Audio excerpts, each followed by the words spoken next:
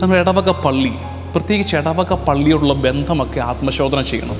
ദേവാലയം 3 കാര്യങ്ങൾക്കുള്ളതാണ്. 1, അവിടെ പ്രാർത്ഥന ഉയരണം. 2, പ്രബോധനം നടക്കണം. 3, കൂട്ടായ്മയുടെ ഇടമായിരിക്കണം. 1, പ്രാർത്ഥന, ദൈവാരാധന. 2, പ്രബോധനം, ടീച്ചിങ്. 3-മത്തത് കൂട്ടായ്മ, കമ്മ്യൂണിയൻ. ഇതിന് 3-നുമല്ലാതെ മറ്റൊന്നിന് ഇടവക പള്ളിയെ, ദേവാലയത്തെ ഉപയോഗിക്കരുത്. ചിലപ്പോൾ നമ്മൾ നമ്മുടെ സ്വാർത്ഥ താല്പര്യങ്ങൾ, നമ്മുടെ രാഷ്ട്രീയ ചായ്വുകൾ, നമ്മുടെ കുടുംബ പോരുകൾ ഒക്കെ ഇടവക പള്ളിയിലേക്ക് കൊണ്ടുവരാറുണ്ട്. അരുത്.